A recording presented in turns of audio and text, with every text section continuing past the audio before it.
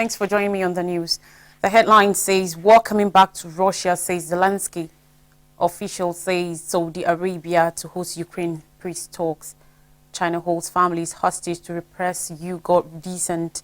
Doksuri hits China's capital. And ECOWAS gives Niger 7 days to restore peace. Stay with me for these and more stories. On Russia-Ukraine war, Volodymyr Zelensky, Ukraine's president, has cautioned that war is coming back to Russia after a drone attack on the capital, Moscow. Zelensky said raids on Russian territory were an inevitable, natural and absolute fair process of the war between the two countries. Russia's defense ministry said 3 Ukrainian drones were downed on Sunday, with 2 crashing into offices. Nukovo Airport, southwest of the city center, was also briefly shut. The drone attack in the early hours of Sunday is the newest that Moscow has blamed on Kyiv. In a video addressed on Sunday from the western Ukrainian city of Ivano-Frankivsk, Zelensky said Ukraine was getting stronger. This characterization is definitely a level up from Kyiv's normal approach of not admitting responsibility for attacks inside Russia. It may be far from a confession, but President Zelensky clearly feels confident enough to pile on the pressure, and not just on the Kremlin. Drone attacks like this are also an opportunity for him to address the Russian population, the majority of whom appear to believe Moscow's invasion is just and righteous. If they connect explosions close to home with what's going on in Ukraine, as per Mr. Zelensky's suggestion, it makes it a bit harder for Vladimir Putin to justify his invasion, which he is only looking to increase. Dmitry Medvedev, former Russian president, said on Sunday that Moscow will have to use a nuclear weapon if Kyiv's ongoing counteroffensive was a success. Medvedev, who is deputy chairman of Russia's Security Council, a body chaired by Putin, said on social media there will be no other option if Ukraine took what he described as our land. Officials said there were no casualties following Saturday's drone attack, and the city's mayor, Sergei Sobyanin, said the facades of 2 office buildings were slightly destroyed. Footages from the scene show that many windows have been damaged at the corner of the buildings, with debris scattered on the ground below. Flights were briefly halted from Novo Airport, southwest of the city center, and incoming planes were redirected to other airports. The Defense Ministry said in a statement that the attempted terrorist attack had been thwarted. Moscow, located about 500 kilometers, 310 miles from the Ukrainian border, has seldom been in since Russia launched its full-scale invasion of the country in February 2022. But Russia has accused Ukraine of launching a series of drone strikes on its territory in recent months, including several on the capital. The most notable was in May, when Russia claimed Ukraine used 2 drones to attack the Kremlin, the heart of the city. Ukraine denied attacking the Kremlin or targeting President Vladimir Putin. Russia's defense ministry says Ukraine also carried out an overnight drone attack on Crimea territory, which was annexed by Russia in 2014. Officials say 16 drones were destroyed and a further 9 were suppressed, according to reports. Meanwhile, Ukrainian officials say a Russian missile attack on the city of Sumy in the northeast of the country has left 1 person dead and 5 injured. A building was destroyed in an explosion about 10 o'clock local time, according to reports. Officials also say 2 people were killed in the southern city of Zaporizhia on Saturday. Still talking Russia-Ukraine war, according to a senior official in Kyiv, Saudi Arabia is preparing to host a summit to deliberate Ukrainian President Volodymyr Zelensky's plan for peace in his country amidst the ongoing Russian invasion. On Sunday, Andriy Yermak, Zelensky's chief of staff, said that officials from several countries would take part in the Saudi Arabian summit, but did not say whether or in which city the meeting will be held. According to reports on the summit, citing diplomats involved in the discussion, said the talks will take place on August 5th and 6th in the city of Jeddah, with some 30 countries attending. The report said Ukrainian and Western officials hope the efforts could culminate in a peace summit later this year, where global leaders will sign up to shared principles for resolving the war. Yermak, writing on Telegram, said discussions will take place on the Ukrainian peace formula, which contains 10 fundamental points, the implementation of which will not only ensure peace for Ukraine, but also create mechanisms to counter future conflicts in the country and the world at large. Earlier, Ukraine has described the 10-point peace formula as including the restoration of Ukraine's territorial integrity, the withdrawal of Russian troops, the release of all prisoners, a tribunal for those responsible for the aggression, and security guarantees for Ukraine. We are deeply convinced that the Ukrainian peace plan should be taken as a basis because the war is taking place on our land, Yermak said. His statement described the 10 points as being discussed individually and in groups with representatives of more than 50 countries on an almost weekly basis, adding that the meeting in Saudi Arabia follows on from a gathering of senior officials in the Danish capital Copenhagen in late June. Countries that attended the initial meeting included Brazil, India, Turkey and South Africa. For the Jeddah summit, the 30 invitees include Chile, Egypt, the European Union, Indonesia, Mexico, Poland, the United Kingdom, the United States, and Zambia, according to reports. Away from Russia-Ukraine war, China is pressuring Uyghurs living abroad to spy on human rights campaigners by threatening families back home, researchers say. Refugees and activists said, according to report, that intimidating tactics are tearing communities apart. The tactics employed by governments to police their diasporas abroad are known as transnational repression. Research suggests this particular kind, controlling access to family members in the home country through video calls in exchange for compliance overseas, is commonly used by Chinese police. Dr. David Tobin at the University of Sheffield has conducted some of the most comprehensive research on the topic to date with his colleague Nairola Ilima. They have interviewed and surveyed over 2 members of the Uyghur diaspora in several countries. He says all Uyghurs living outside China are victims of transnational repression. This separating of family ties led Chinese police to step in and offer tightly managed access over video calls as an incentive to comply with the threat of repercussions for the family if they do not. In the UK, Dr. Tobin surveyed and interviewed 48 Uyghurs from a population of about 400 people. Of those, 2/3 reported having been contacted rather directly by Chinese police and pressured to spy, refrain from advocacy work or stop speaking to the media, and Uyghurs in UK are far from the worst affected.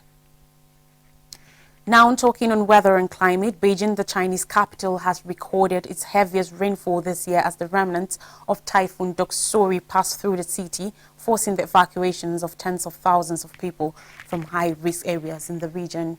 According to the city's observatory, average rainfall in Beijing overnight on Monday reached 140.7 millimeters, 5.5 inches, with the maximum recorded rainfall in Fangshan area hitting 500.4 millimeters, 19.7 inches. Rains in the southern and western areas were anticipated to be denser on Monday morning. There was no reported damage or casualties, according to reports. Doksuri is one of the strongest storms to hit China in years, and hundreds of millions of people in northern parts of the country, including in Beijing, remain under a red alert, the highest level for heavy rainfall. The alert covers Beijing's 22 million people and Tianjin's 14 million, as well as parts of Hebei, Shaanxi, Shandong and Henan provinces. It is the first time since 2011 that such a heavy rainfall warning has been issued, according to reports. Over 31,000 people have been evacuated from high-risk areas in Beijing, according to reports, while another 20,000 were relocated from parts of the nearby city of Shijiazhuang. Work is being suspended on over 4,000 construction sites in Beijing. Almost 20,000 buildings were inspected for damage, and scenic spots in the city were closed, according to more reports. Doksuri was originally categorized as a super typhoon as it tore across the Pacific Ocean earlier this week, but it lost some intensity as it approached the Philippines, where it killed over a dozen people. On Friday, it still broke colossal waves and howling winds of up to 175 km per hour to China's southeast, causing significant damage. More than 880,000 people in southern Fujian province were affected by the storm, according to reports on Sunday. While Doksuri continues to taper off, forecasters cautioned that Typhoon Kanun was approaching and was set to strike China's densely populated coast this week. Authorities said Kanun could inflict further damage to corn and other crops that have already been hit by Doksuri. The storms are hitting China after a summer of record temperatures, with scientists saying the extreme weather is exacerbated by climate change. Moving down to Africa, numerous demonstrators assembled in Niger's capital Niamey to demand the departure of French military troops from the country. They also want an end to all the foreign interference after last week's coup that has brought a military junta to power. However, West African leaders meeting in an extraordinary summit in Niger have threatened military action against the junta if it doesn't reinstate President Mohamed Bazoum, who is being held captive. Dr. Omar Aliyu, president of ECOWAS, said in the event the authority demands are not met within 1 week, take all measures necessary to restore constitutional order in the Republic of Niger. Such measures may include the use of force, said former colonial ruler France and the European Union have suspended security cooperation and financial aid to Niger following the coup, while the United States warned that its aid could also be at stake. In a diplomatic communique, Paris has said it supports the economic and financial sanctions decided in support of these demands and for an end to the unacceptable violence against its embassy scene on Sunday. But the sentiment on the streets is decidedly anti-West, prompting concerns that Niger could pivot towards Russia. In Niamey, some of the protesters outside the French embassy chanted "Long live Russia, long live Putin, and down with France." Neighboring Mali and Burkina Faso, which have both experienced army takeovers, both move closer to Russia after their own coups. Morocco finds to mend relations with Algeria. Morocco's King Mohammed VI has stated hope for a return to normality and reopening of borders with North African neighbor Algeria, which cut diplomatic ties closely 2 years ago. We pray to the Almighty for a return to normality and a reopening of the borders between our two neighboring countries and our brotherly peoples, Mohammed said late Saturday in a speech to mark the anniversary of his ascension to the throne in 1999. The borders have been closed since 1994, leaving families divided after Morocco accused its neighbors of involvement in a jihadist attack on a Marrakesh hotel that killed two tourists. Algeria then sealed the frontiers. Since then, tensions have persisted between the regional rivals, exacerbated by their dispute over Western Sahara, while the Algiers-backed Polisario Front is seeking independence from Rabat rule and has declared the territory a war zone. Algeria severed ties in August 2021, accusing Rabat of hostile acts, a move with Morocco that was completely unjustified. Israel's recognition earlier this month of Morocco's sovereignty over Western Sahara added to tensions between Morocco and Algeria, which called Israel's move a flagrant violation of international law. In his non-nationally broadcast speech Saturday, Mohammed VI expressed assurance to our brothers in Algeria, their leadership and their people that they will never have to fear malice from Morocco. The king calls annually for a rapprochement with Algeria. And still on the news, Ousmane Sonko vows hunger strike over arrest. On Sunday, Senegalese opposition politician Ousmane Sonko said he had started a hunger strike from custody after being arrested this week as his lawyers condemned his arrest. Senegal's public prosecutor on Saturday announced 7 new charges against the politician, a vocal critic of President Macky Sall, who has faced a string of legal woes he claims are aimed at keeping him out of politics. In the face of so much hate, lies, oppression, persecution, I have decided to resist, Sonko wrote, inviting all political detainees to join him on the strike. He is scheduled to be interrogated by a judge on Monday. In a press conference on Sunday in the capital, Dakar, Sonko's lawyers said authorities had not respected his rights. One of them, the French national, Juan Branco, appeared at the press conference despite Senegalese prosecutors filing an international arrest warrant against him on July 14th. We came here to tell you that we were not afraid, Branco said. I swear to defend a man, Ousmane Sonko, whose body carries the hopes of an entire people and therefore of all humanity. Branco said on June 22nd, he had filed a criminal complaint against Sall in France for crimes against humanity and had requested a probe by the International Criminal Court ICC in The Hague. His initiative also named Interior Minister Antoine Felix Abdoulaye Diome and Gendarmerie Chief General Moussa Fall among over 100 others accused. The move stoked Senegal's ire with Foreign Minister Aïssata Tall Sall lashing it as childish and puerile and falling far short of the benchmark needed for legal scrutiny. I'll take a short break. When I come back, I'll bring you more stories from Nigeria. Stay with us.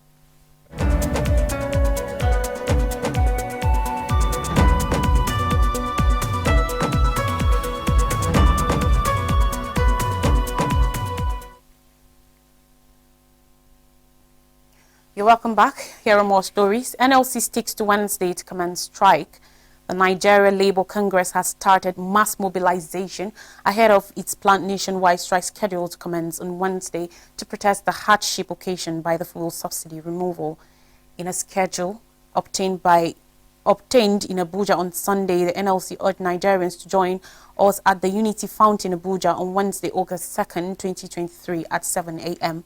There is nowhere in the world where government leaves its citizens totally to the vagaries of the market without some measures of control and protection. The federal government should immediately deal decisively with the criminal content of subsidy instead of exposing ordinary citizens to avoidable pain and hardship. As a matter of national importance, it is imperative to fix all our refineries to be able to cater to domestic fuel consumptions, the NLC said.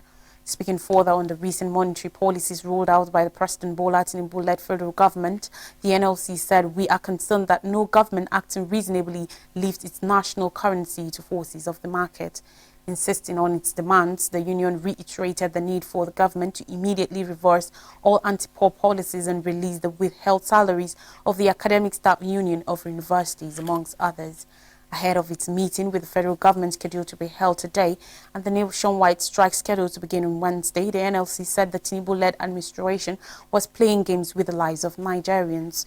The Congress also called on the government to take seriously the engagement with the labor unions.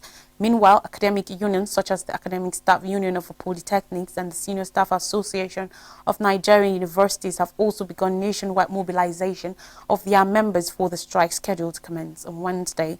The national presidents of the two unions, according to reports, noted that as affiliate members of the NLC, they will join in the strike. Seemingly, the national president of ASUP, Anderson Azebe, said, "Of course, we will join the protest." Also, some northern youths under the aegis of the Arewa Citizen Watch for Good Governance on Sunday said they were set to hit the streets of Abuja to protest the subsidy removal, which they said had inflicted pains and hunger on them.